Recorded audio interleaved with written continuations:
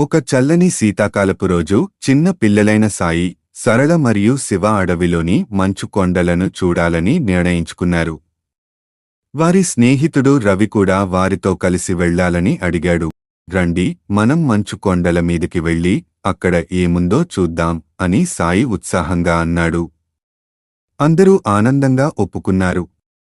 వారు తమ బ్యాగ్లలో వేడి బట్టలు, ఆహారం మరియు నీరు పెట్టుకుని అడవిలోకి బయలుదేరారు. మార్గమంతా అందమైన చెట్లు, పూలు మరియు పక్షుల కలకల రావడం వారిని ఆకర్షించింది. కొంత దూరం నడిచిన తర్వాత వారికి ఒక పెద్ద మంచు కొండ కనిపించింది. అది ఎంత అందంగా ఉందో! వారు కొండ ఎక్కడం మొదలుపెట్టారు. కొండ ఎంత ఎత్తుగా ఉందో! కాని వారు తమ లక్ష్యాన్ని చేరుకోవడానికి కష్టపడ్డారు.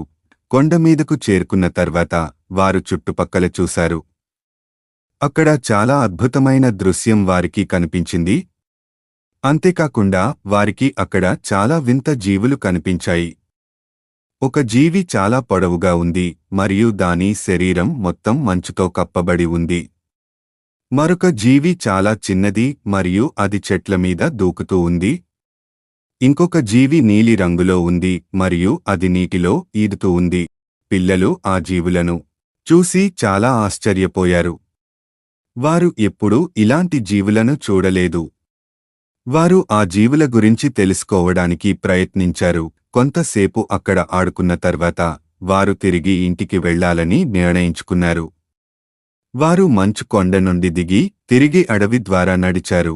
ఇంటికి చేరుకున్న తర్వాత వారు తమ తల్లిదండ్రులకు మంచు కొండల గురించి మరియు అక్కడ చూసిన వింత జీవుల గురించి చెప్పారు.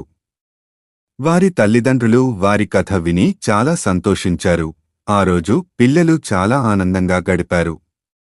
వారు మంచు కొండల గురించి మరియు అక్కడ చూసిన వింత జీవుల గురించి ఎప్పటికీ మర్చిపోరు.